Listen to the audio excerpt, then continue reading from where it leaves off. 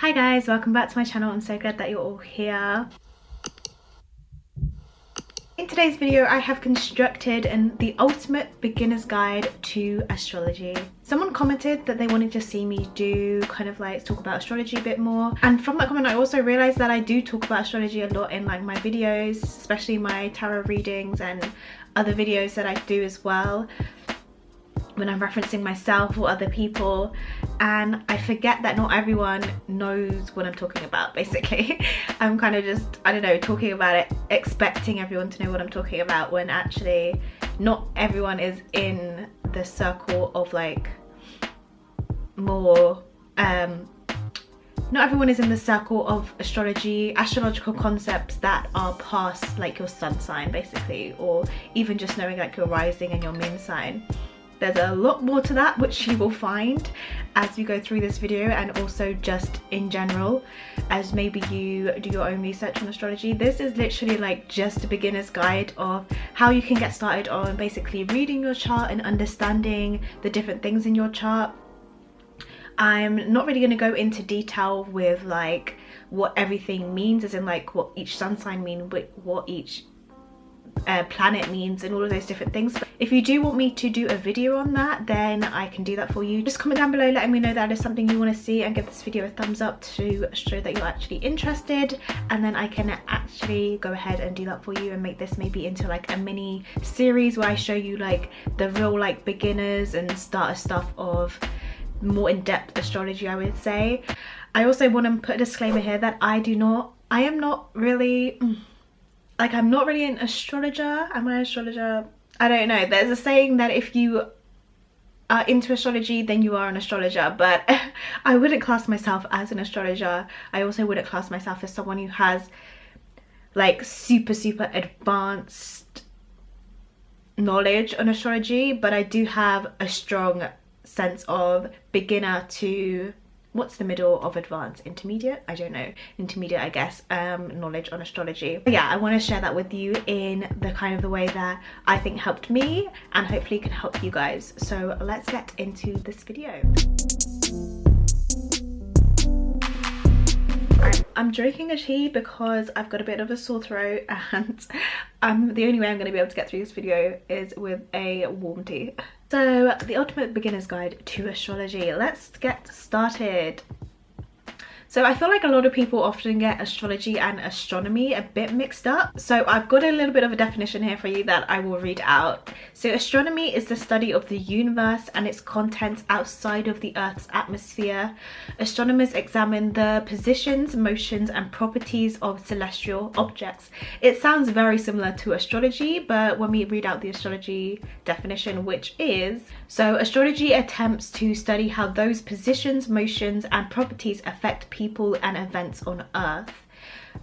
Also, I feel like there's a thing where astrology isn't really credited in our society, even though it is such an ancient practice. But much like many ancient practices, they are kind of disregarded because of the lack of scientifical, the way that our society values science nowadays and scientific evidence as being a meter or a parameter for what we accept as true and evident in our society, what we accept as true or fact, shall we say. But actually for several millennia, the desire to improve the astrological predictions and knowledge was the actual purpose of astronomy. So even though astronomy is accepted in our society and astrology isn't, the original kind of purpose of astronomy, or almost maybe the motivation behind astronomy, was for astrological predictions and astrological purposes. If any of you guys do sociology, you know about the whole secularization of society. Where we need to start is with constructing your natal chart. I feel like this is either called your natal chart or your birth chart. It's used interchangeably, so you could type either of those words into Google and you'll get the results that you're looking for. So don't be, you know, flustered if you see that some people are saying birth chart and some people are saying natal chart.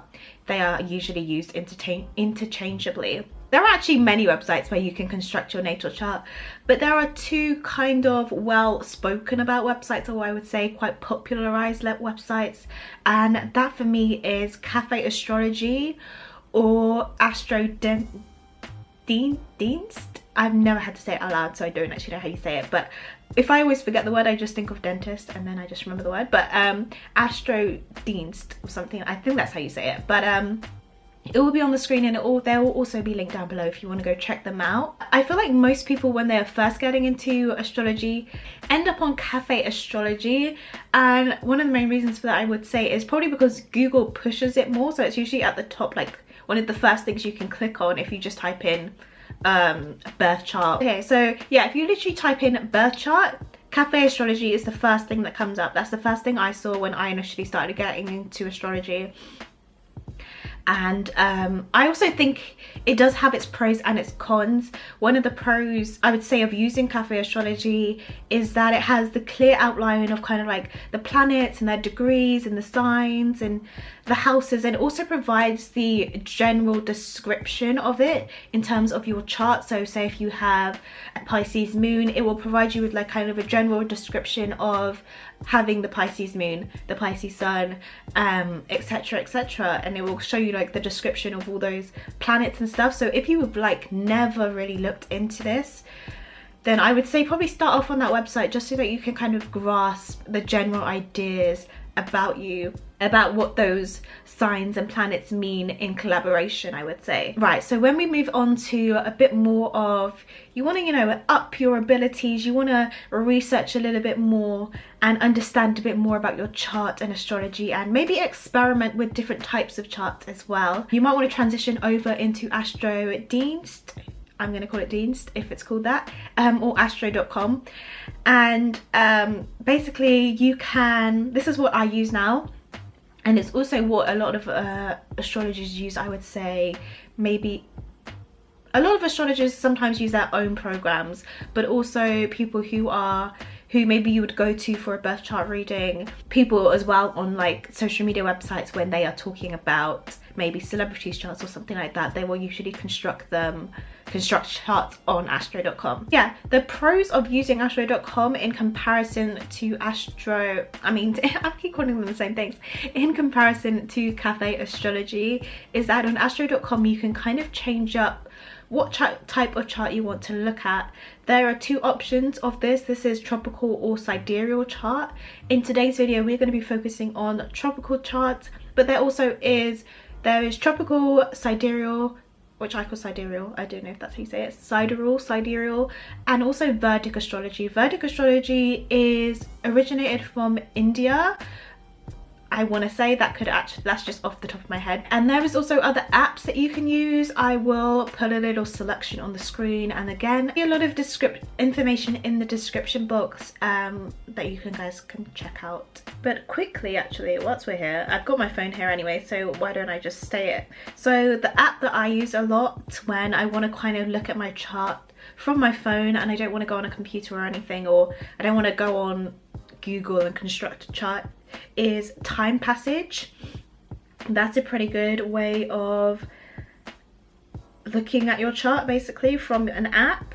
And there's also, for Vedic astrology, there is Cosmic Insights, which is a really good app as well. I don't really do much of Vedic astrology. I think it is a language barrier. I need to just get over it. But right now I'm trying to concentrate more on tropical and just understanding that, and then maybe transitioning into different measures of astrology. Right, so actually, after all of that, goodness me, when I tell you there is a lot, there is a bloody lot to do to talk about. That's why I can't even go into what the houses mean, what the planets mean, because there is just a lot in terms of understanding key terms and just the chart in general. So today we're going to be focusing on the natal chart. This is the chart constructed when you were born, or if you're looking at someone else's natal chart, when they were born. This is the position of all the planets when you were born. What were they doing and how are they interacting with each other? So in order to construct a natal chart, you need well, you don't really need your name, but they like you to put your name in, your date of birth, and the most important part is your time and the place where you were born. So usually they narrow it down to like a town. This is why this website is good, because some websites don't even allow you to narrow it down to a town, which is a lot more specific than narrowing it down to maybe like a city or the general kind of area. So I feel like if you guys don't have that information, the information in your chart will be a lot harder to, basically you're lacking a lot of information in your chart if you don't have the time that you're born, because you can't get the houses, the planets in the houses, and you can't, and also planets like Mercury and the moon, yeah, planets like that move a little bit faster. They won't be as specific as well. Like they can change a lot depending on what time you're born. Oh, and also your ascendant as well. You won't know your ascendant if you don't know what time you're born. So if you've come to this, if you've come to this video and you don't have that information, that's completely fine. It doesn't mean you have to, like, you know, click off it or anything like that. If you're still interested in learning astrology and you want to continue with this video, then you can also maybe type in a celebrity's chart. I'm not going to share the chart that I'm using with you today, only because it's my brother's and it will tell you where we're born and stuff like that, and I don't really want to put that information out there. And I don't have anyone's chart who, maybe I should have caught a celebrity's chart, to be honest, but I don't have anyone's chart who I want to share that information of. Like I was saying, if you are interested in working with me today in this video and putting together your chart, then definitely go ahead and type in like a celebrity's birth chart and trying to get their date of birth, their time of birth, and their place of birth, which there is a lot of information about that for celebrities, which is kind of surprising for me, but whatever. Yeah, the time is very important because it shows us the degrees, and the degrees are super important because it affects house positions and the planets within the houses. So I'm gonna, you know, if you want to go ahead and put together your chart right now using either Cafe Astrology or Astro.com, then I will, you know, you can pause this video and you can go ahead and do that now. But if not, then we're going to be moving on and we're going to be looking at the chart as a whole, what you can see when you first enter. I'm using the images from astro.com, so you may want to use that website if you are interested. So we are on astro.com, let's say. We've entered all of our information and everything like that. Now we're going to scroll down, and we can see here it says sections. We have round, special, ephemeris, epilen, and astrology. So we always want to go on round. It's automatically there anyway, but we want to go on round. We want to look at the chart type and make sure it's on natal chart wheel, and it should just be on that anyway. If we do click on the down bar, is it called a down bar? If we do click on that, where it says natal chart wheel, and we scroll down, we can see all the different types of charts that can be put together in terms of astrology. So one of the ones that I used a lot is synastry charts. This is when you're getting two people's natal charts and you're putting them together, you're crossing them over, and you're seeing how they interact as kind of like this is more of like an intimate setting. So say if I put me and my friend together, or even you and a sibling together or something like that, you can see how you guys are going to be interacting between each other. If we go on a composite chart, we're seeing as how you guys look to others as a duo almost. It's like what does your energy become combined? That's a composite chart. And then we also have transits. You can click on here with the charts type, natal chart and transits, but also if you just go on the natal chart wheel, which we'll show you in a minute, there is a transit button there as well. The transits is about what the planets are doing currently. Because your natal chart is showing you what your chart looked like when you were born, obviously those planets are continuously moving and interacting in different ways. So transits are showing you what the planets are doing currently, and then you can see how the current energy is influencing your personal energy. other types of charts is solar return charts. Solar return chart, the chart that is formulated when the sun returns to the same position it did when you were born. So it's a return. Again, you have a lunar return, you can have a Venus return, you can have a Saturn return. Saturn return again is also a very important chart to look at because that happens every about 29 to 30 years. And then you also have a persona chart where you can see the individual charts, like a constructed chart for each planet in your natal chart. So that's quite an interesting chart to look at as well. I can see how those planets almost creating their own personality, so their persona, right? The persona of each of your planets. So we scroll down from that, from sections, and we have options for zodiac and houses. First of all, we have house system. Today we are going to be using the Placidus house system.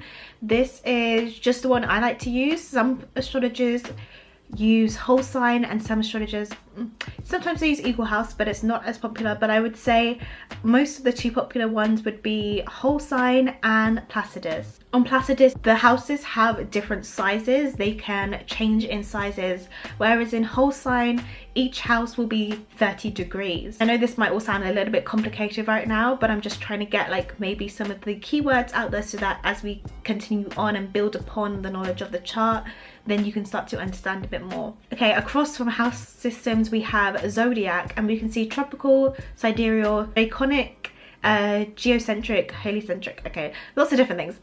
Basically I like to keep mine on tropical and geocentric. That's what should be done there. We have default settings, display and calculation options. I just ignore those. And then we also have additional objects at the bottom of this page. This is where you can look at asteroids and see where they are in your chart. And asteroids, they provide a little bit more information. They have different kind of qualities and personalities, and we can see what makes up an individual a bit more. As I keep saying, astrology is very complex and there's a lot to it, and there's a way to build upon.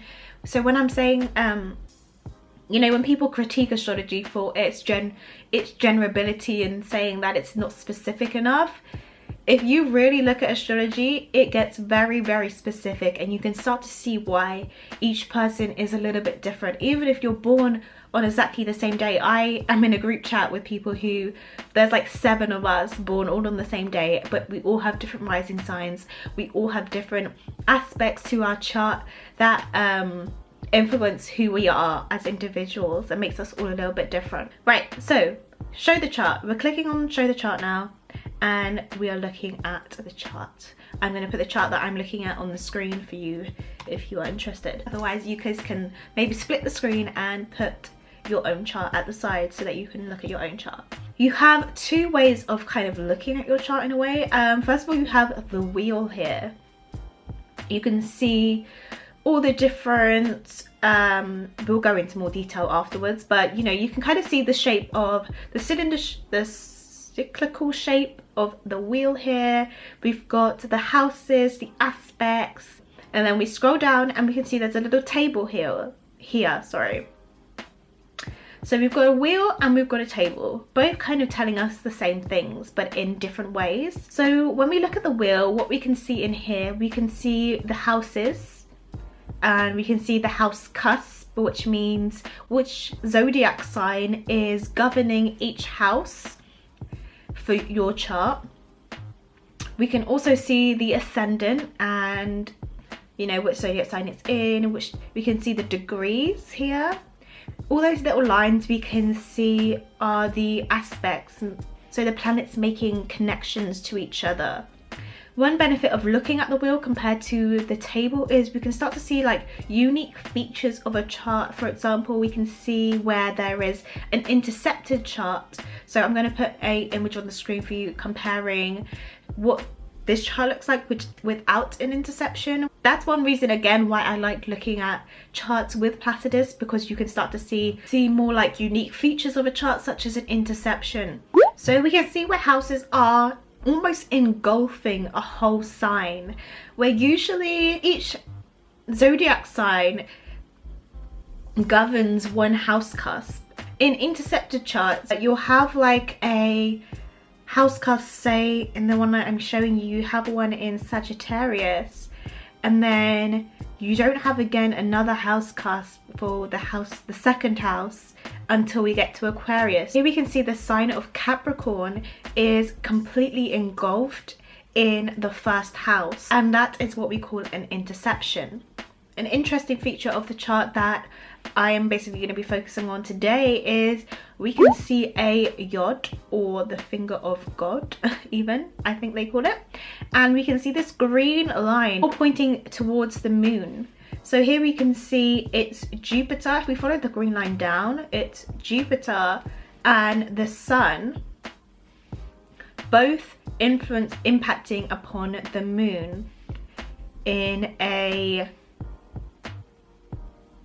conjunct fashion. It's like almost this witch hat shape. So you might see this shape in your chart and someone else's chart. That is called a yod. The wheel compared to the table. On the table, what we can see, first of all, if we're looking at the left hand column here, we can see all of the planets and their symbols, and then we've got the names next to them, so we can start to understand what each symbol is meaning in the chart. And then opposite to that, we can start to see the sign that each of these planets are in. For example, looking at this chart, we can see the sun is in Pisces, the moon is in Leo, the Mercury is in Aquarius, Venus is in Aries, Mars is in Pisces, Jupiter is in Capricorn, and etc, etc. The numbers on either side of the zodiac sign here is basically the degree that each of these planets are in. The degree of these planets. Degrees also exist on the axes of the ascendant and the descendant, the midheaven and the IC.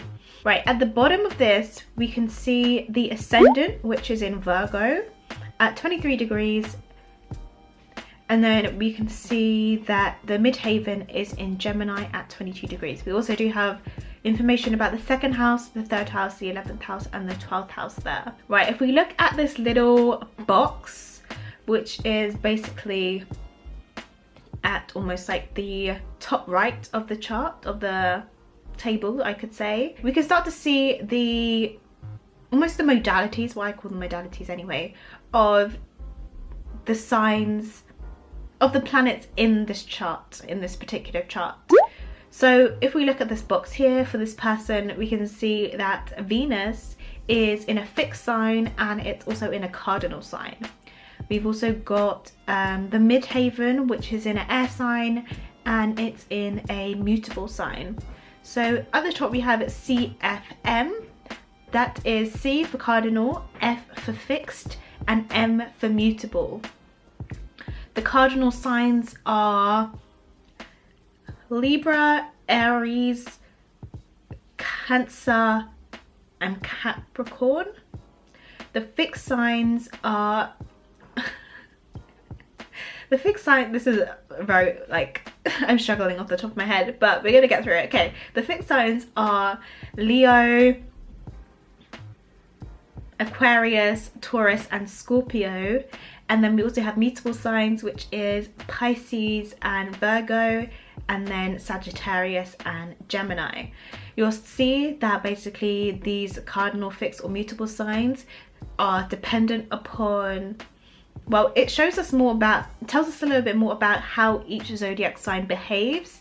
And also they are, if you ever forget but you remember one, so for example, I always remember that Cancer is a cardinal sign, then I look at its sister sign, which is on the opposite side. So on the opposite side of Cancer is Capricorn. We can say 6 signs away from the planet that you're looking, from the 6 signs away from the sign that you're looking at is the sister sign. So it always creates an opposition. And then we also have fire signs, air signs, water signs, and earth signs. I feel like that's a bit more people know about what those are.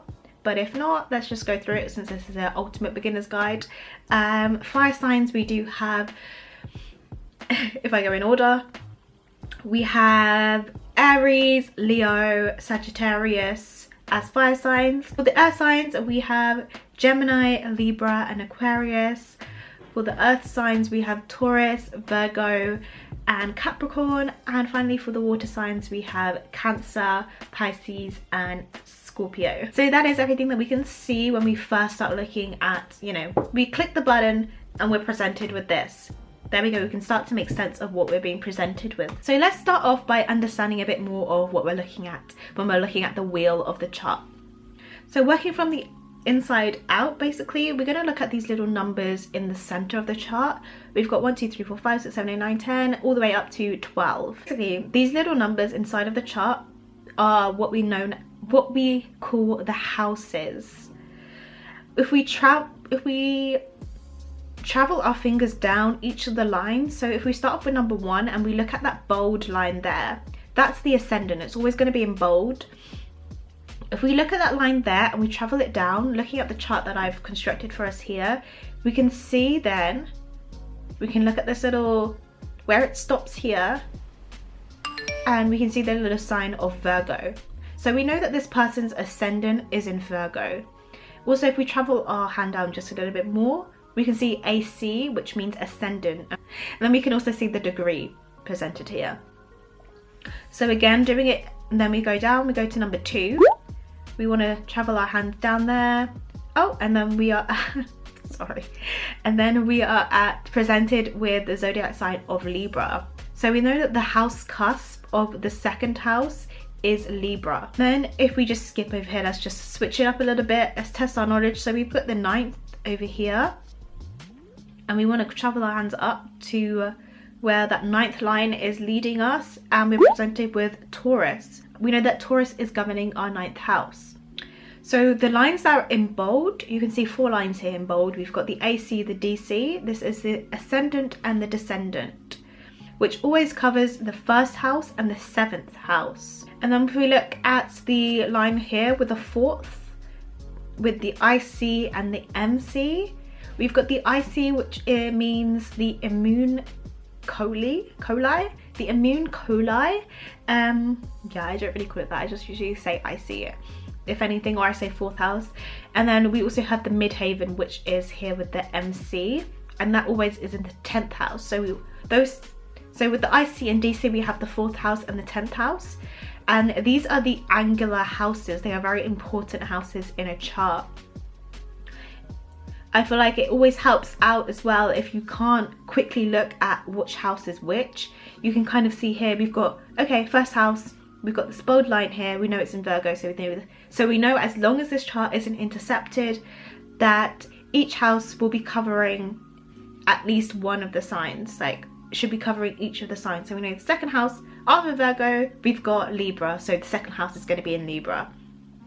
This is why it always helps to know helps to know the order in which each zodiac sign kind of comes in a way. So Aries is the 1st zodiac sign and Pisces is the last zodiac sign. You know, it's not as simple as being like, okay, January is the 1st of our calendar month. So because January covers Capricorn first, that means Capricorn is the 1st sign. It doesn't really go like that.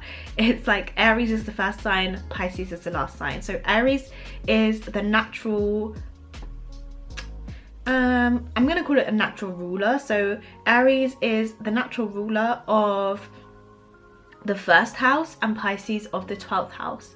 And if we start to understand that, we can start to understand a bit more about the characters of each house if you know kind of the characters of the astrology side. So sometimes it helps to know like these little details, because sometimes I forget what each house means, but I know what the sign means. So because I know Pisces means illusions or vulnerabilities, then I know that that kind of themes are going to be represented in the 12th house. Whether that person's 12th house is in Leo, I know that it just means that, for example, in this chart, that their illusions and vulnerabilities, or I should just say their vulnerabilities, are going to be of Leo in quality. So next, when we come out from the numbers in the middle of the chart, we can start to see the little symbols in the blue section of the chart. So these are all the planets. We can each see that the planets are, you know, in different houses. They're not in all of the houses. All of the houses don't have planets. I forgot to say, even though there are empty houses, they are still just as important, because each house is governing a different area of life, and all areas of life are important. What you want to do is, with empty houses, is look at the cusp, and you want to take the planetary ruler for each of those. So for example, if we look at the 9th house here, we've got it in Taurus. The planetary ruler will be Venus, and then we look at what Venus is doing, and then we'll see how that is influencing 9th house themes for that individual. So this is why we don't say people are, people are more than just their sun sign, because the sun is only one little planet in that big 360-degree chart with all these different planets interacting and, behaving in different ways and with different characteristics. Also why you don't just have, for example, this person has a Pisces sun, but they're not just a Pisces, because they've got a moon in Leo, which is a fire sign, and fire sign is a fixed sign. And we've got Pisces, which is a mutable water sign. So we see a contrast in energies there. So when we start to learn about what each planet kind of means for the individual, and we can start to put that and understand that person a little bit better. Again, with the planets, we can see that each of them have these little numbers next to them, which is the degrees. So again, we're looking at the sun sign, which is in Pisces here, and it's at 12 degrees. And right next to it, we have the sign of Mars, also at 12 degrees. I keep talking about degrees a lot, but we will definitely be covering that a little bit towards the end. And then lastly, with this kind of yellow outer ring here, we can see all of the astrological signs in the order that I mentioned here. So we're going from, let's just go to Aries over here, because I mentioned Aries being the first and Pisces being the last. So after Aries, we have Taurus next. So we have the sign of Taurus, and it's going in that order basically. Talking about Aries being the first and Pisces being the last, let's understand a bit more about how zodiac signs and planet rulership. So which one feels natural and which zodiac sign rules each planet basically, or is ruled by each planet. Naturally, this is naturally. We also have modern versus traditional rulership. So planets such as Pluto, Neptune and Uranus couldn't be seen originally through a telescope. They were never considered in kind of the influence of planets when we were in ancient astrology. So we can compare traditional rulerships to modern day rulerships, and some astrologers will only use traditional rulerships, especially Vedic astrologers, and I say Vedic astrologers, but some people will also use modern rulerships as well. I like to use modern rulerships because I like to have all the information possible. I need to heat up this. So Aries is naturally positioned in the first house. Then it follows on. Aries traditional rulership is Mars. Next we have Taurus as the next zodiac sign. This is naturally positioned in the second house, and it is ruled by Venus. We have the third house, which is in Gemini, and that is ruled by Mercury. Next we have the fourth house in Cancer, ruled by the Moon. We have the fifth house, which is in Leo, that is ruled by the Sun. Then we have the sixth house in Virgo, ruled by Mercury also.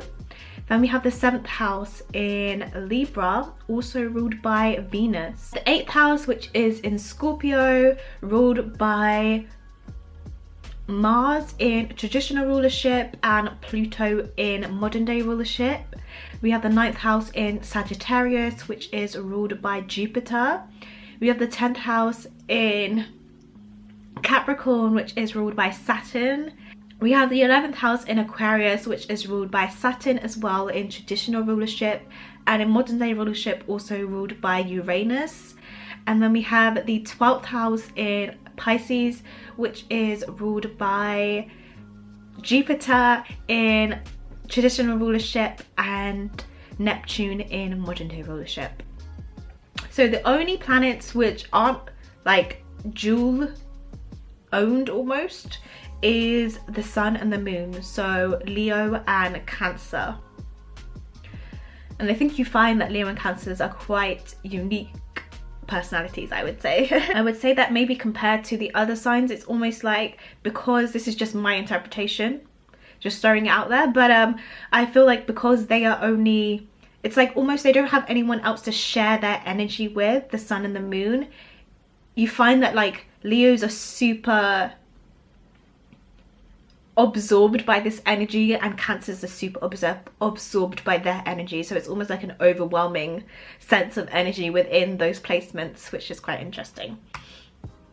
Right, now we have come to understanding degrees. Here I'm going to put a chart here which was actually put together by this really well-known astrologer who has sadly passed away, I think either this year or last year, which was Nikola. His name was Nikola Stojanovic.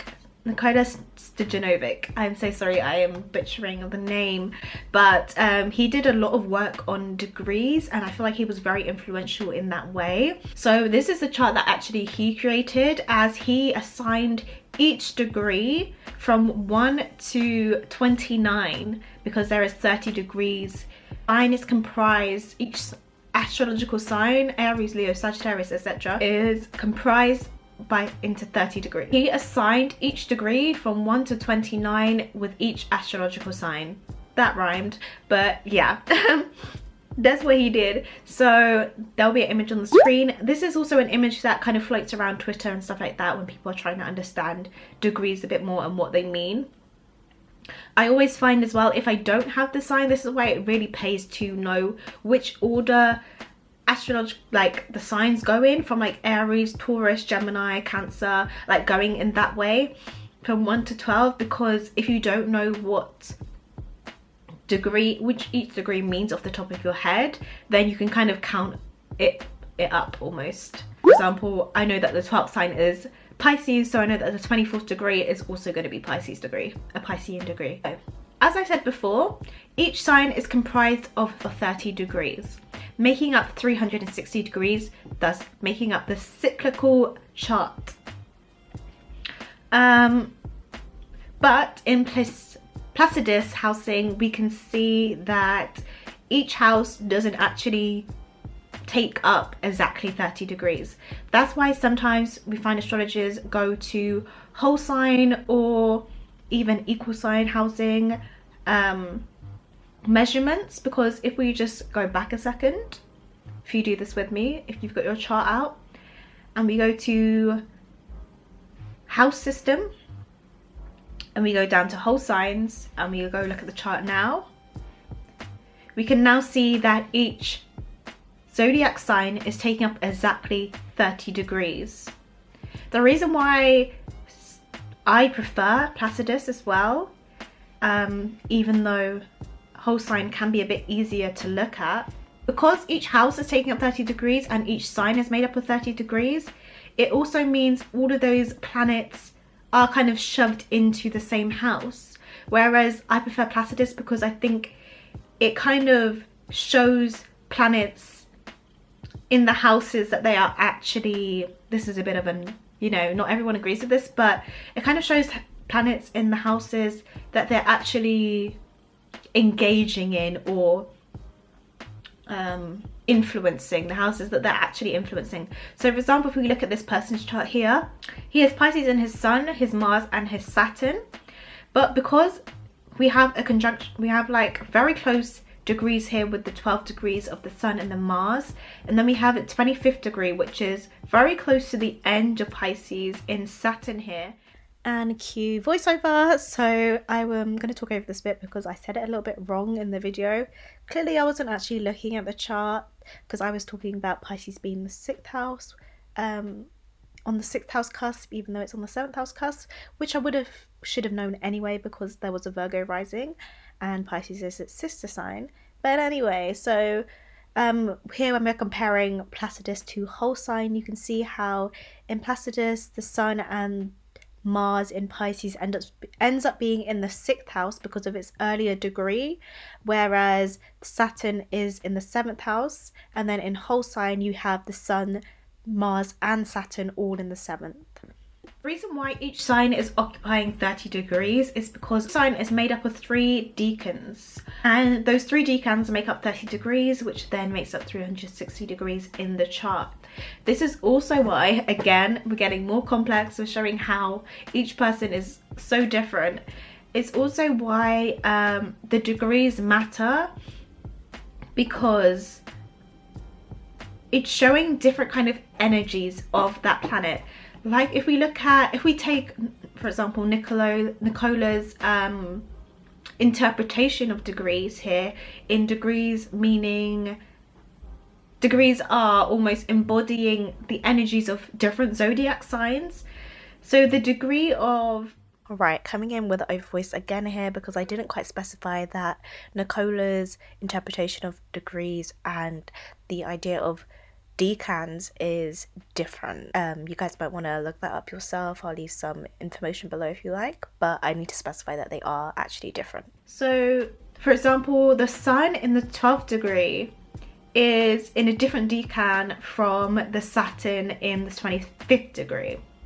And also we can say the 12th degree is a Piscean degree, whereas the 25th degree is an Aries degree. So it can start to show us how these energies might start to behave and how they might behave differently from someone else with a sun in Pisces. For example, I have my sun in Pisces at, I want to say 9 degrees, I think, at 9 degrees, and the 9th degree is a Sagittarian degree. So my degree, my sun in Pisces is going to act differently than this person's sun in Pisces at the 12th degree. Funny enough, both Pisces and Sagittarius are ruled by Jupiter, so they might have, so me and this individual might have some similarities in our expression.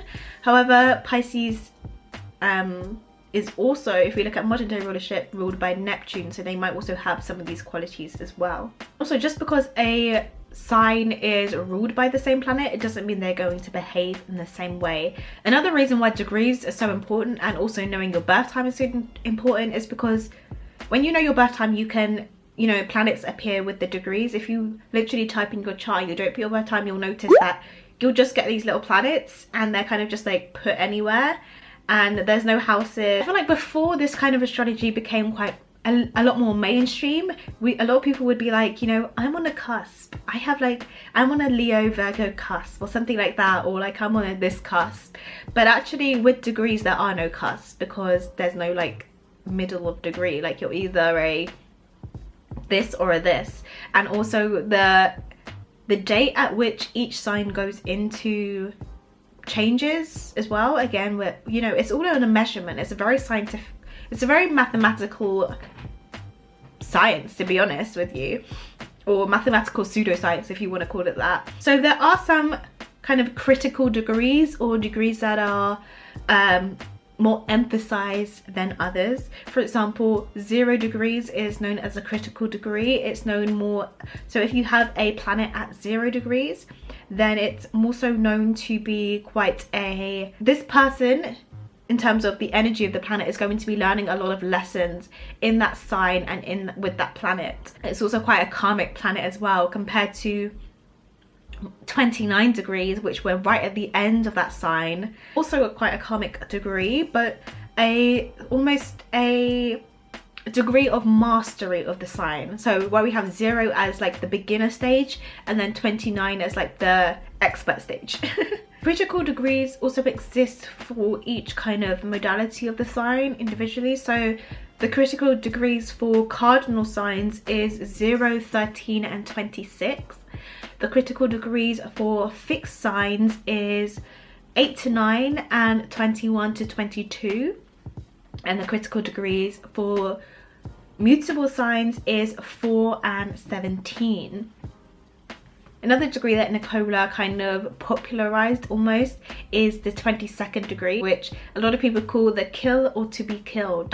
So if you can see in this chart that this person has 22 degrees in Mercury, and then also they have on their kind of axis here 22 degrees with their midheaven and their 4th house here, cusp. So I would kind of point that out, and that would kind of draw me into that person, and I would look a bit more at those planets and what that means for that individual. Next, we're moving on to aspects and orbs, the word that I've been using a lot, aspects, but I haven't gone into much detail. So here we are. So aspects is the relationship between planets. So how are these planets actually interacting together? This is where we start to kind of understand how the chart is almost working together, how this person operates in their day-to-day lives and in the world as a whole. Where before we can only see, you know, okay, they've got a moon in Leo in the 11th house. So I might say that, so I might look at the planet of the moon and think about its qualities of emotions and feeling comfortable and almost the subconscious as well. And then I would look at the sign of Leo and be like, okay, so this person wants to be seen, this person wants to have enjoys luxurious things, to kind of think about Leo qualities. And then I could look at the house that it's in. So we would look at the 11th house, which kind of can talk about the internet or a group image, almost a community. So we could be like, this person feels emotionally fulfilled when they are acknowledged in a community or group setting. So that's where we're putting all together. So we've put together the house, this planet and the moon. And then we might also put together the sign, the degree here, where we might say that the person is, okay, so we might say that with this being a 12th degree, which is a Piscean degree, and can kind of talk about illusions or the subconscious things that you're not really knowledgeable, you're not really consciously aware of. So we could say that this person, although this person feels emotionally fulfilled by doing this, by being noticed in a community setting, they might not be aware of this with their 12th degree. This could be something that is hidden to them, or that is an unconscious desire to them. We've got all of that information about them, but then we need to look at, we've got this red line here pointing all the way to this Mercury here. Mercury in Aquarius at 22 degrees for this individual. So we have all that information, but what the aspects can show us is how that moon is being influenced by other planets. So for example, we have the Mercury there. We follow the red line down, we've got Mercury in Aquarius at 22 degrees. If I just scroll down to the table right now and I look at the moon, I can see that this is being counted as an opposition. Major aspects versus minor aspects. So the major aspects that we consider are conjunctions, oppositions, squares, trine, and sextile.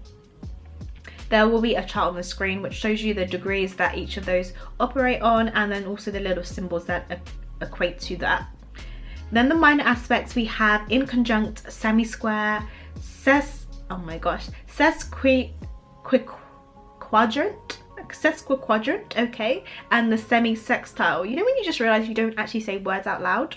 Yeah, this is one of those times. So those are more of the minor degrees, maybe things that we would consider secondary, or we would probably look at, if you were quickly just looking at someone's chart, you would really focus on the major degree. Okay, this is something I actually found out when I was kind of like putting together this video, and I didn't actually know this, but each aspect in astrology actually has the nature of one of the 12 zodiac signs. So the more of one type of aspect that you have, the more you exhibit the qualities of that sign. And also you count the aspect always from the slower moving planet. So from that information, basically I looked at my own chart and I realized I had a lot of sextile in my chart, and I either have a lot of Leo or Sagittarius energy in my chart, which kind of actually makes sense. And I love Sagittarian energy a lot, even though I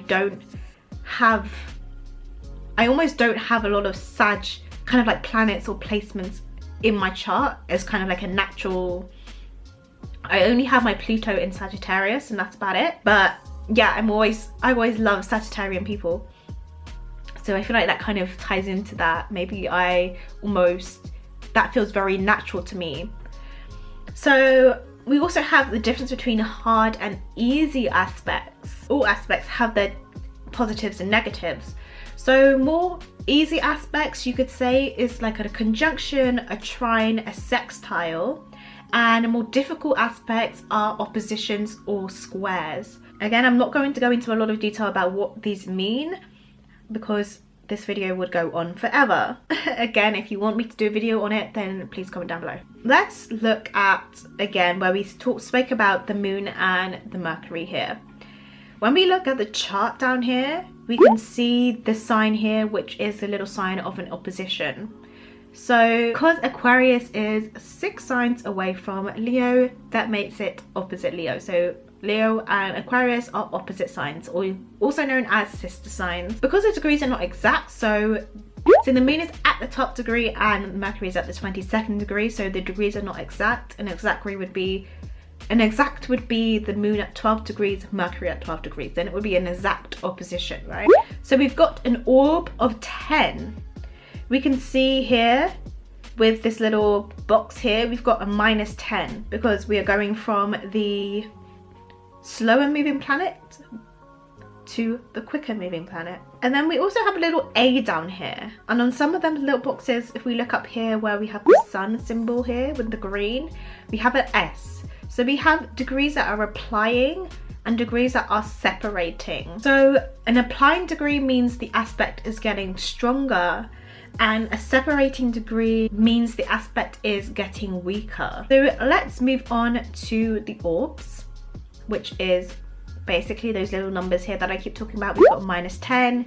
Again, if we look up here with the green and the sun and the moon, we've got a 1. So orb is the margin of influence for the aspect. So the kind of the rule of thumb for a lot of astrologers is considering orbs of about 6 degrees for the major aspects, and then for about 2 to 3 degrees for minor aspects. So guys, I don't know how long this video is. I feel like I've been talking for absolutely ages. There's a lot to cover in that video, but I wanted to talk about basically the main kind of keywords and introduce you to your chart and kind of picking out key bits from a chart and learning to understand it, opposed to just kind of, yeah, basically just learning to understand what your chart looks like and help you navigate it a little bit easier and making it less daunting for you. I am going to leave down below some recommendations of like Twitter profiles and astrologers that I like to learn from, so that you guys can learn from them in the meantime if I do another video or not. I also am now open for personal readings, for personal tarot readings. If you're interested, then there'll be a link down below as well that you can check out. But yeah, if you did enjoy this video and you learned something from here, comment down below what you actually learned from this video, because I'll be interested to know if I, you know, opened up your eyes to anything new, if I gave you some more knowledge, because that's what this video was meant to do. Give this video a thumbs up, and if you want to see more from me, if you're new here, I post mostly spiritual and lifestyle content, and I will see you in my next one. Bye.